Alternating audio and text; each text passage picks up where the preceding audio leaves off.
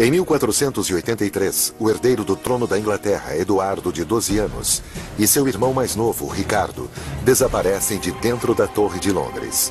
Em geral, supõe-se que eles foram assassinados. É um evento que muda o curso da monarquia britânica. O tio deles, Ricardo III, sempre foi indicado como culpado pelo crime: matar os meninos para usurpar o trono. Mas uma investigação moderna do caso lança dúvidas sobre este julgamento tão antigo. Apresentando motivos de dois outros suspeitos principais, em uma tentativa de revelar quem é realmente o vilão mais provável, nós abrimos os arquivos confidenciais sobre Ricardo III.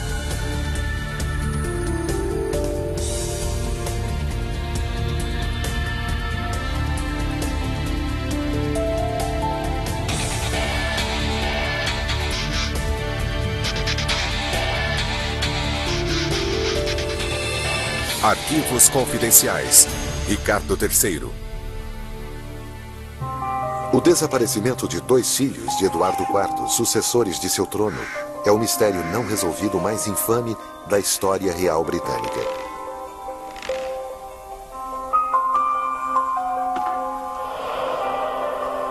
Desde sua morte, o rei Ricardo III tem sido acusado de seus assassinatos e difamado pelos monarcas que o sucederam.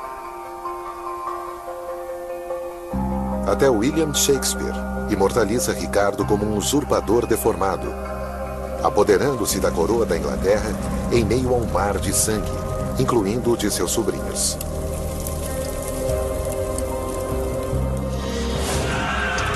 Mas historiadores modernos afirmam que esta descrição está cheia de imprecisões. Na verdade, a vida de Ricardo está bem documentada. Irmão leal de Eduardo IV, o pai dos jovens príncipes, a Ricardo é confiada a guarda deles quando Eduardo morre.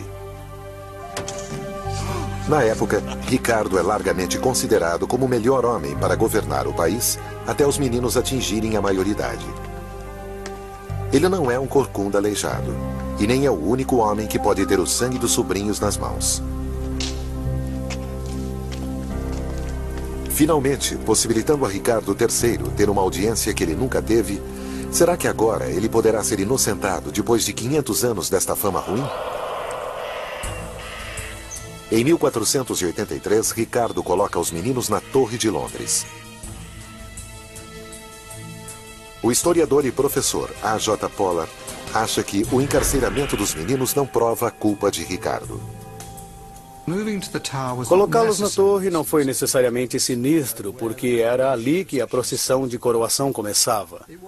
Era um grande palácio real, uma residência real. Só mais tarde, e talvez principalmente por causa do que aconteceu aos dois meninos, que associamos a torre a uma prisão, onde as pessoas são executadas ou assassinadas.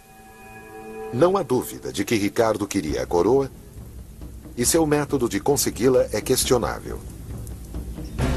Em junho de 1483, anuncia-se que os meninos são ilegítimos, baseado no fato de que seu pai, o rei morto, tinha noivado outra mulher antes de se casar com a mãe deles.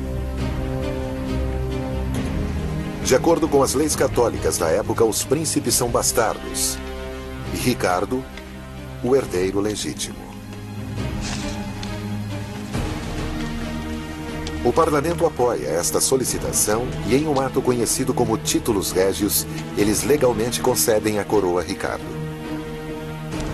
Seus críticos o acusam de ter engendrado a proclamação. Historiadores discutem que isso não necessariamente o torna um assassino. O Dr. Michael Jones é um dos maiores especialistas no mistério dos príncipes na torre. Depois que Ricardo assume o trono de maneira estritamente legal, os príncipes na torre não são mais uma ameaça para ele, porque eles são ilegítimos e eles se tornam irrelevantes para a sucessão.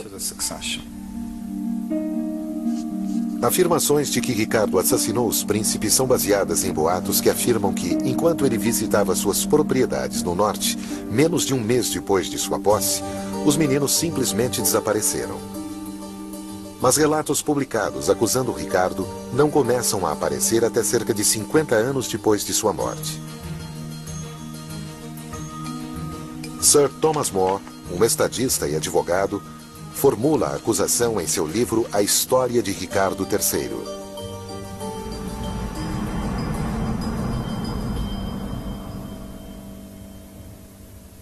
Linda Pigeon é especialista em história real britânica. Ela estuda a crônica de More a fundo. Thomas More cria uma história elaborada sobre Ricardo querer que os príncipes fossem mortos e alguém diz: bem, conheço a pessoa que poderá ajudar você. O assassino em potencial é Sir James Tyrrell, o criado de confiança de Ricardo.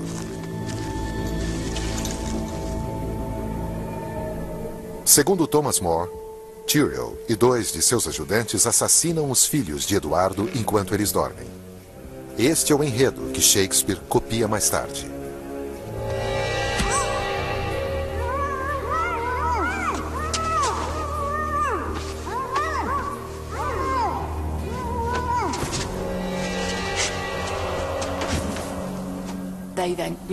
Então eles removem os corpos e os sepultam embaixo da escada.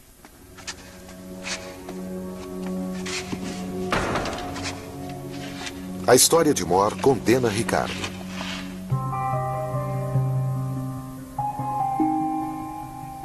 Na biblioteca da Eton College, o Dr. Julian Luxford descobriu um documento que também parece associar Ricardo com a morte dos príncipes.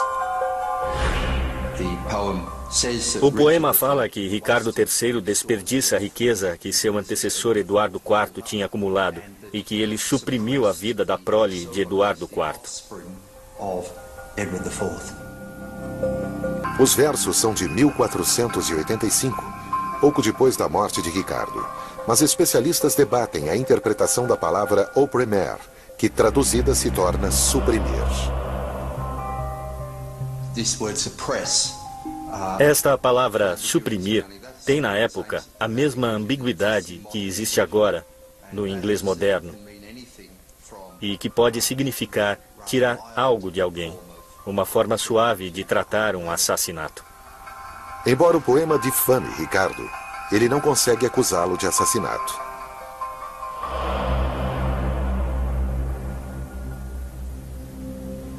Uma outra pista em defesa de Ricardo III em relação aos assassinatos reais vem de uma descoberta fortuita feita dentro da Torre de Londres. Durante reformas em 1674, operários descobrem 2 esqueletos pequenos. Exatamente como foi relatado na história de Thomas More, eles estavam sepultados embaixo da escada. Hoje, uma placa marca o local onde os restos mortais foram encontrados.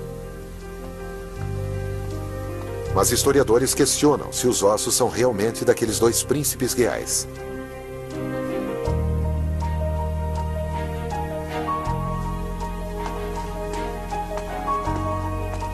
Para começar, Linda Pigeon acha que a localização de More é essencialmente falha. Escavar uma escada de pedra exigiria vários homens trabalhando várias semanas. Não é algo que se faça em uma noite e não na profundidade que estamos falando também. E mais importante, não existe prova conclusiva sobre a quem esses ossos realmente pertencem. Não temos certeza sobre o sexo das crianças. Não conseguimos determinar a idade com exatidão, como é necessário. E ainda está em aberto se são de fato os príncipes ou não.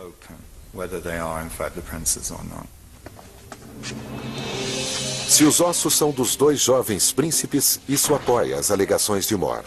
Mas a família real atual se recusa a permitir que qualquer tipo de exame seja realizado.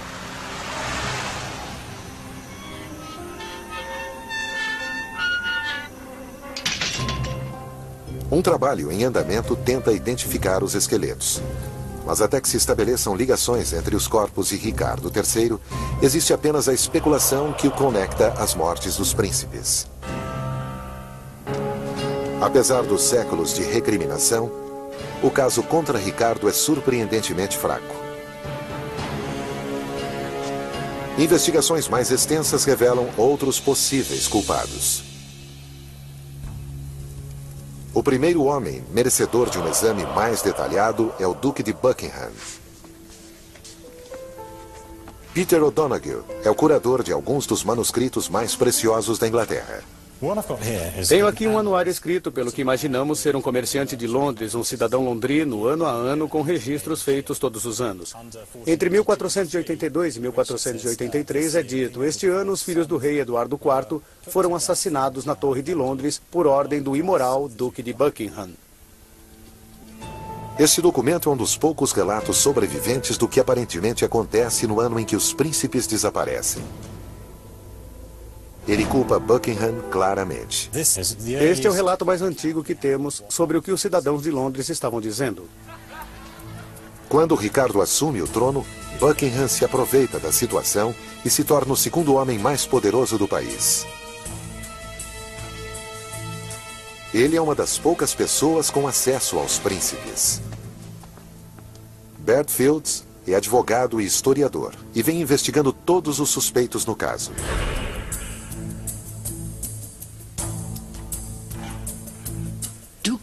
O Duque de Buckingham, que foi o primeiro par do reino do país, era um tipo de sujeito instável e malvado, muito egoísta, e acredito que ele se ressentia de Ricardo ter se tornado rei, porque Buckingham tinha pretensões ao trono também.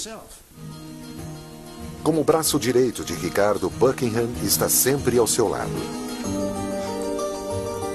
Mas quando Ricardo faz sua primeira visita a Oxford, logo depois de sua coroação, Buckingham não é recrutado como membro do grupo real. Se Buckingham ficou em Londres, chegar aos príncipes seria fácil.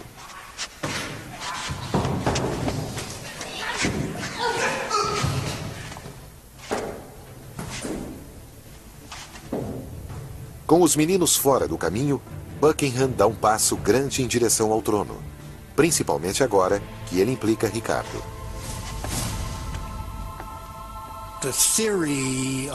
A teoria da culpa de Buckingham seria: ele mata os príncipes, põe a culpa em Ricardo para destruí-lo, por ser um assassino. Acho que é uma possibilidade muito realista, dada a personalidade neurótica e instável de Buckingham.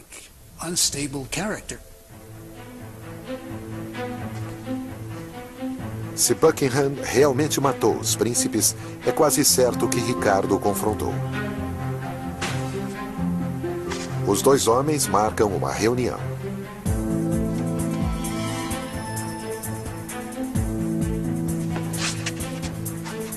O que é dito é um mistério.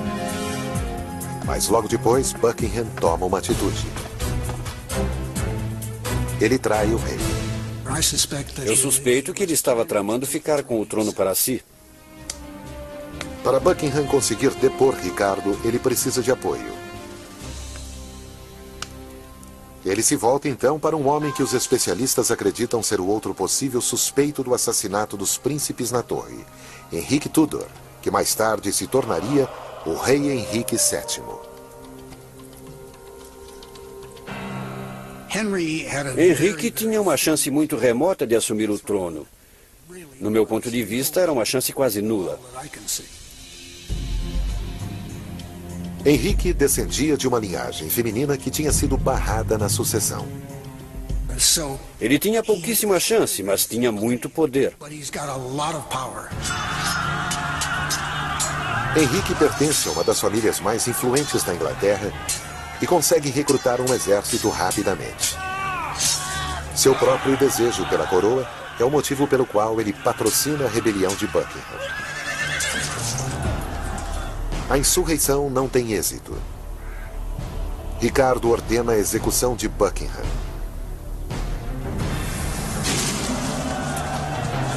Henrique escapa para continuar lutando e 2 anos mais tarde ele desafia e derrota Ricardo em um encontro épico. A Batalha de Bosworth Field, que é vencida pela política e não pela bravura. Mais uma vez, Ricardo é atraiçoado. Seu aliado, o Conde de Northumberland, o trai, retirando seus homens e deixando Ricardo com menos tropas. Henrique afirma que a sua oposição a Ricardo se deve ao fato de ele ter assassinado os jovens príncipes. A reação do povo quando da derrota do rei sugere que muitos de seus súditos não acreditam na história de Henrique. Ricardo era querido em especial na parte setentrional da Inglaterra. Northumberland o traiu na batalha, e quando Northumberland voltou para suas terras no norte, ele foi assassinado pelo povo, que realmente achava que aquilo era algo com que eles não conseguiriam viver. O fato de que ele tinha traído o herói deles. Com a morte de Ricardo, Henrique se apodera do trono e se torna o rei Henrique VII, o primeiro monarca dos Tudor. Ele já tinha confirmado seu pedigree real ao prometer se casar com a irmã dos príncipes. Mas, ironicamente, ao torná-la sua rainha, Henrique reinstala o direito dos meninos à coroa ao revogar sua ilegitimidade. Se eles são ilegítimos, sua esposa é ilegítima. E se sua esposa é ilegítima, ele realmente não é o rei. Então, que recursos ele tem se eles estiverem vivos? Ele tem de matá-los. Agora, o rei vitorioso, Henrique, tem controle total sobre a Torre de Londres. Seus homens não teriam problemas para eliminar 2 adolescentes.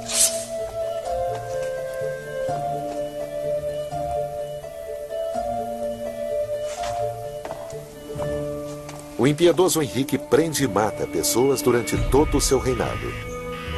Inclusive o primo de 10 anos dos príncipes, além de membros de sua própria família. E quando ele garante o futuro da dinastia Tudor, ele começa a reescrever sua história destruindo documentos. A primeira coisa que acontece é a supressão do Titulus Regius. O Titulus Regius é um ato parlamentar que detalha a ilegitimidade dos 2 jovens príncipes e estabelece o direito de Ricardo à coroa. Politicamente, ele tinha de se livrar deste documento inoportuno, porque ele difamava e caluniava a futura rainha. Destruindo o Titulus Regius, Henrique, além de limpar o nome de sua esposa, ele também relega Ricardo à posição de usurpador. E, inadvertidamente, cria o bode expiatório perfeito para o assassinato dos príncipes. Isso cria uma tendência que vai aumentando com o tempo, que diz que Ricardo III não tinha, de maneira alguma, elementos para reclamar o trono da Inglaterra. E essa, é claro, é uma deturpação que cresce. Os futuros monarcas Tudor continuam a campanha anti-Ricardo. E durante o reinado de Elizabeth I, neta de Henrique, Shakespeare o difama como sendo um corcunda assassino de criança. Mas historiadores agora alegam que a descrição de Ricardo III como um monstro malvado é uma deturpação grosseira. Tanto o caráter de Ricardo III como sua aparência física foram deformados. E é claro, um deve refletir o outro. O fato de que toda a linhagem de monarcas Tudor calunie Ricardo é motivo suficiente para questionar a percepção duradoura de que ele é um assassino.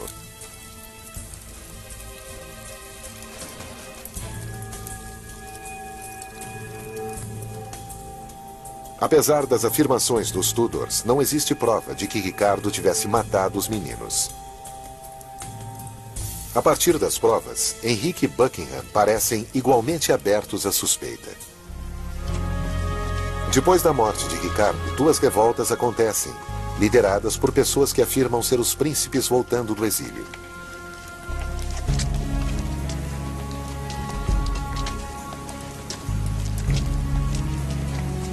A primeira é conhecida como a Rebelião de Lambersimel. Surgem boatos de que os príncipes voltaram. Quando Henrique consegue reprimir a revolta, não há sinal dos meninos. Mas a segunda invasão, 8 anos mais tarde, abala o âmago da monarquia Tudor. Por volta de 1490, temos o surgimento de alguém na corte de Burgundy, que afirma ser o príncipe mais jovem na torre, Ricardo, Duque de York. Henrique denuncia este homem como sendo um plebeu chamado Perkin Warbeck, e não o príncipe Ricardo. Porém, muitos não acreditam nele. Esse impostor, se é que é impostor, e esta série de tramas e revoltas são fatos verdadeiros. Perkin Warbeck, ou quem quer que seja, atrai um elenco importante de defensores. Margaret, irmã de Ricardo III, Carlos VIII da França, o rei da Escócia e o santo imperador romano, todos se juntam em seu favor. E então surge o apoio em casa, o mais preocupante para Henrique VII. Seu próprio camareiro, Sir William Stanley. Stanley comenta que se Warbeck é o príncipe Ricardo, ele se aliará a ele. Essas palavras são suficientes para afastar Sir William Stanley. Aquilo está perigosamente perto de casa. A causa Warbeck cria problemas enormes para Henrique. Mas em 1497, enquanto prepara uma invasão a Cornualha, na costa meridional da Inglaterra, ele é capturado e levado para a torre. Ele acaba confessando que não é um dos príncipes.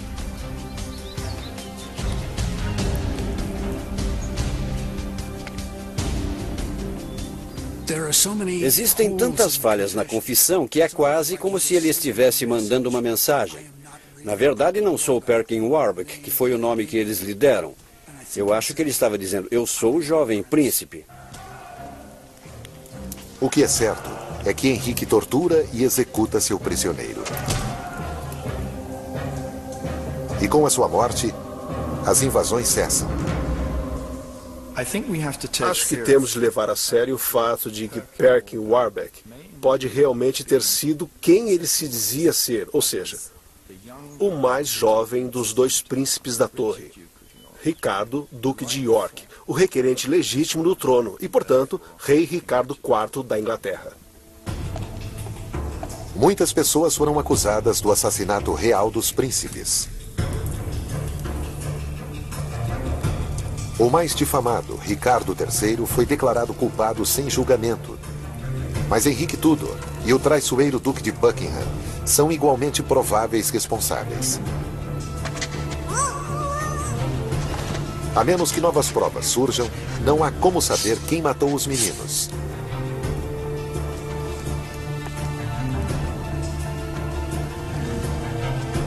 Mas se, assim como alguns especialistas acreditam, os príncipes escaparam e Perkin Warbeck, o jovem Ricardo, volta para reclamar a sua coroa, é Henrique Tudor quem o mata no final das contas. Versão Marshmallow São Paulo.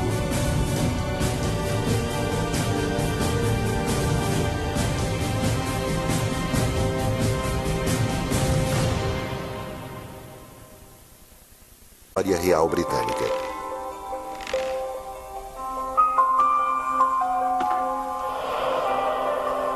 Desde sua morte, o rei Ricardo III tem sido acusado de seus assassinatos e difamado pelos monarcas que o sucederam.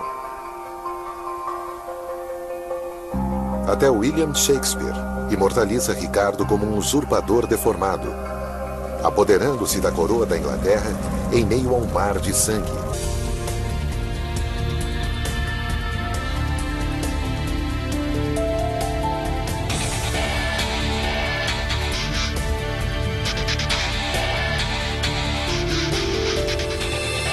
Arquivos Confidenciais. Ricardo III. O desaparecimento de 2 filhos de Eduardo IV, sucessores de seu trono, é o mistério não resolvido mais infame da história, incluindo o de seus sobrinhos.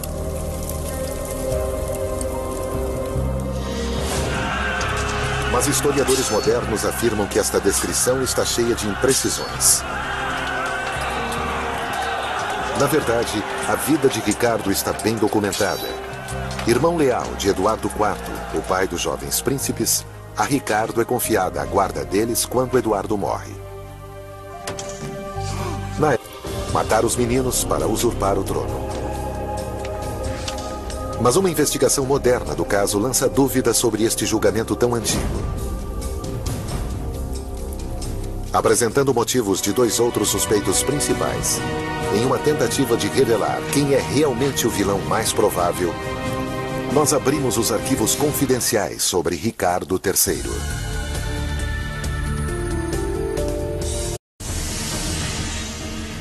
Em 1483, o herdeiro do trono da Inglaterra, Eduardo, de 12 anos, e seu irmão mais novo, Ricardo, desaparecem de dentro da Torre de Londres.